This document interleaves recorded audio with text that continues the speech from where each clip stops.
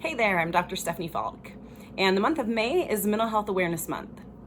Super sorry I didn't get out a video at the beginning of the month. That would have been a really good thing for me to do, but I didn't, so better late than never. I'm grateful for Mental Health Awareness Month because I think that it rejuvenates a new or a renewed interest for people in mental health. Some people, I think, consider the month of mental health to be something that doesn't really affect them, and so they don't really have a relationship with it. But the thing is that even if you're not diagnosed with depression or anxiety or PTSD or ADHD, it doesn't mean that you don't deal with mental health day in and day out. We all do. It's a part of our daily lives.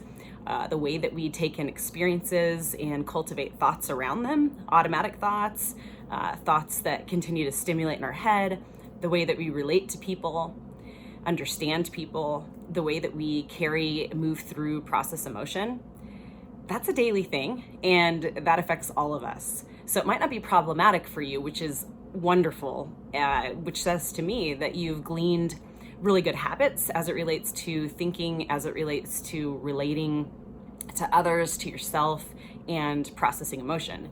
So awesome.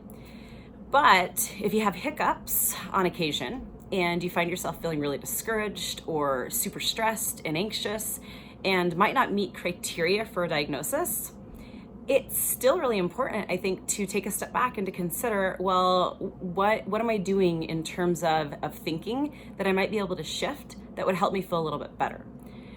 So mental health is with us day in and day out.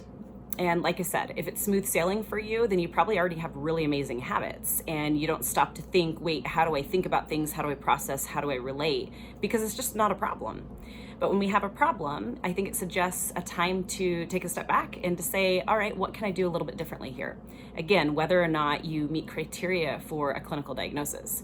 And those who do meet criteria know how important it is to be able to talk about what they experience, to get some support from others.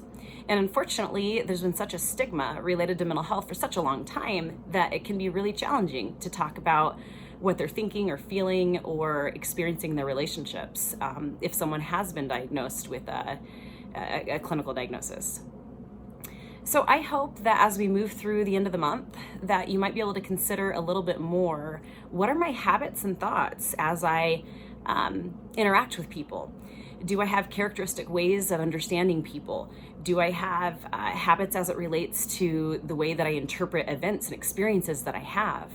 And consider if there's anything that you want to shift. If that's not really the case for you, maybe do a little bit of research around some kind of topic in mental health that affects a loved one of yours, so that maybe you can strike up a conversation. The more that we can talk about mental health as just a normative topic in society, I think we just open so many doors towards people getting support and help that they need, again, whether or not they have a challenging diagnosis or not. Thank you for tuning in. I really appreciate your time. If you don't want to miss a video, feel free to subscribe, and I hope this finds you having an absolutely beautiful day. Thank you.